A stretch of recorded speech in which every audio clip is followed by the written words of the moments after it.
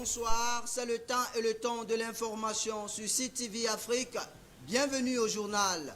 À la une de l'actualité ce soir, Dimako a un nouveau centre de promotion de la femme et de la famille. C'est un don du Cercle des Amis du Cameroun, CERAC. Son inauguration était hier à Dimako. Et puis en sport, Coupe d'Afrique des Nations Volleyball Monsieur Tunisie 2019. Le Cameroun est en finale. Les Lions de la balle volante seront aux prises tout à l'heure à 20h contre la Tunisie, pays organisateur. Fin des titres, le développement dans une poussière. 2 secondes.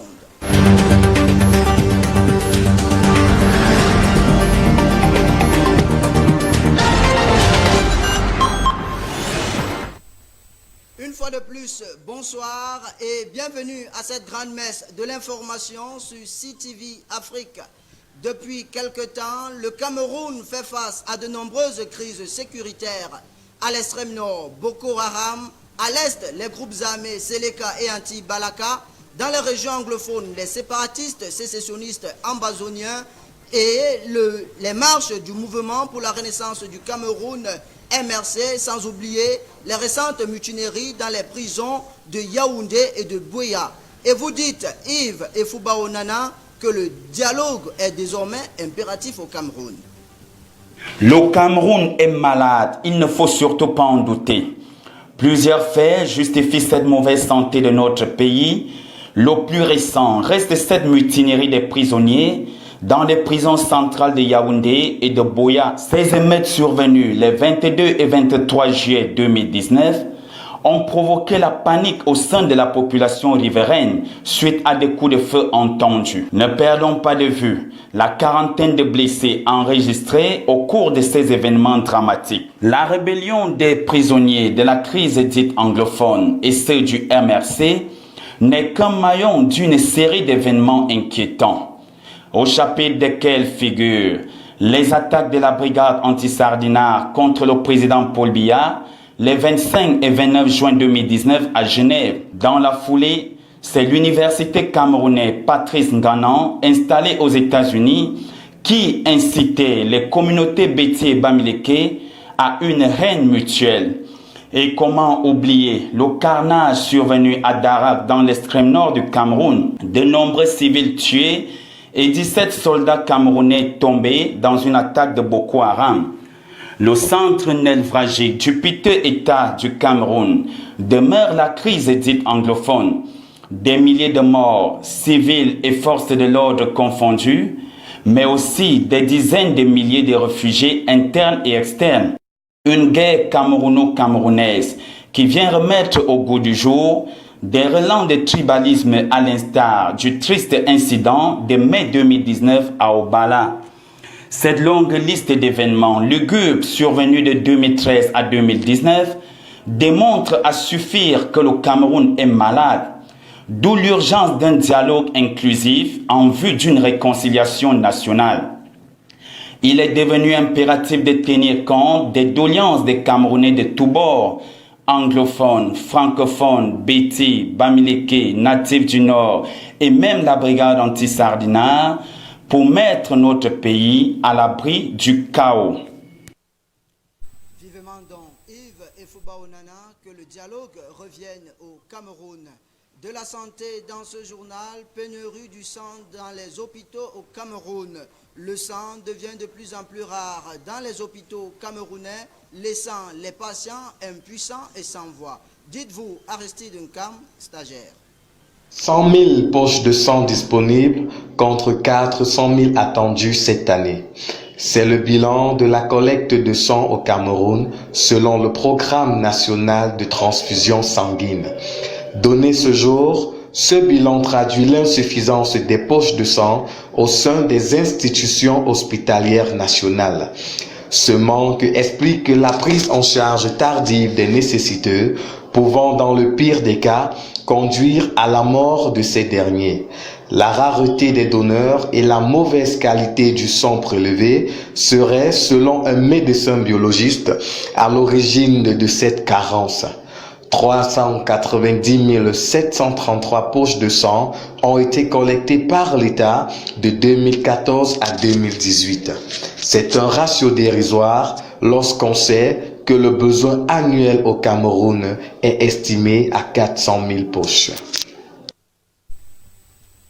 La Camerco Cameroon Airline Company lance un nouveau programme de vol dans la région septentrionale du Cameroun appelé Hub Septentrion. La transaérienne, comme son nom de baptême l'indique, va desservir les villes de Garoua, Maroua et Ngaoundéré. À cet effet, une somme de 37 000, chaque passager devra débourser une somme de 37 040 francs pour partir d'une ville à une autre. En marge de ce programme, la compagnie aérienne nationale compte ouvrir un deuxième centre d'opération à l'aéroport international de Garoua afin de faciliter la mobilité des populations. En rappel, le vol inaugural de ce nouveau programme est prévu le 9 août prochain, tandis que les vols commerciaux débutent dès le 1er août 2019. Exploitation minière au Cameroun, on en parle dans ce journal. Alors que riverains et expatriés se livrent à une bataille à ciel ouvert sur les sites d'exploitation, et ce malgré la loi numéro 2016-017 du 14 décembre 2016 portant code minier, la firme américaine Geovitch se propose d'investir 400 millions de dollars au Cameroun pour l'exploitation de ce minerai, le cobalt. Cette proposition était au cœur des échanges entre Paul Biya et le président directeur général de cette société au cours d'une audience qu'il a accordée au Palais de l'Unité jeudi dernier. Revivons cette audience dans ce reportage. Alors que l'exploitation des ressources minières est source de tensions entre riverains et expatriés dans l'est du pays, les États-Unis d'Amérique se proposent d'investir plus de 240 milliards de francs CFA dans l'exploitation du cobalt camerounais. Cette énième proposition a été faite à Paul Biya au cours d'une audience qu'il a accordée au président directeur général de la société Geovitch qu'accompagnait le diplomate américain Peter Henry Bellerin. Dans l'offre présentée à Paul Biya, la société américaine, qui est spécialisée dans l'exploitation du cobalt, propose un investissement de 400 millions de dollars et plus de 700 emplois directs et indirects pour l'exploitation de ce minerai, généralement utilisé dans l'industrie de l'armement, l'automobile et la téléphonie mobile.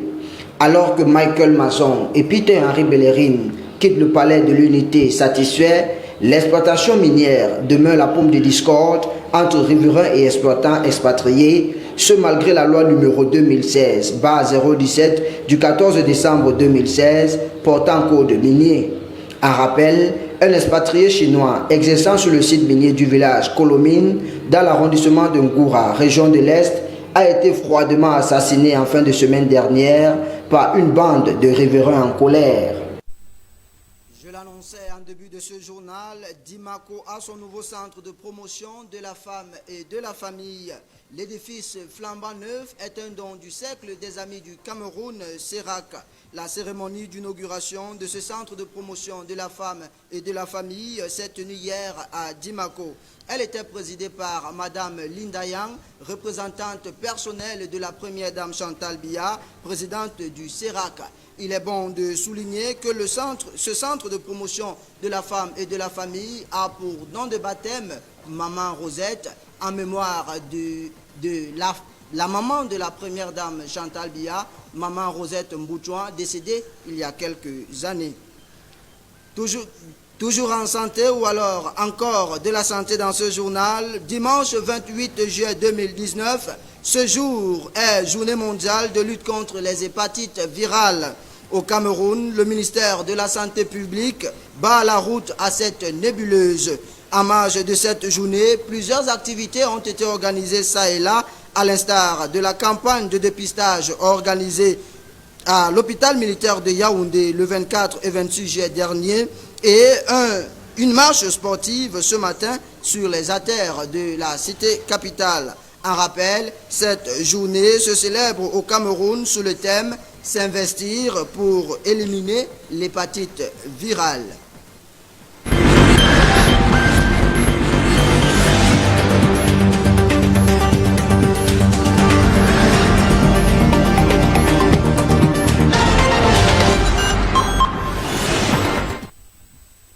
page sportive de ce journal, je l'ai annoncé en titre, Coupe d'Afrique des Nations Volleyball Monsieur Tunisie 2019.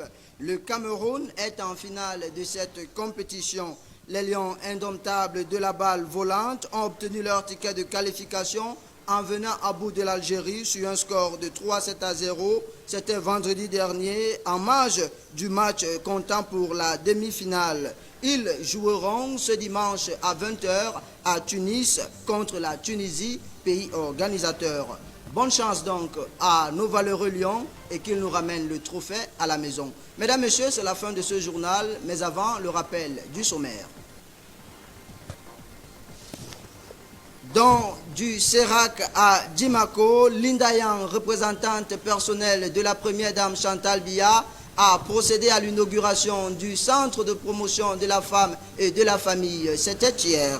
Et puis en sport, Coupe d'Afrique des Nations Volleyball Monsieur Tunisie 2019. Les Lions indomptables sont en finale et ils joueront tout à l'heure à 20h contre la Tunisie, pays organisateur.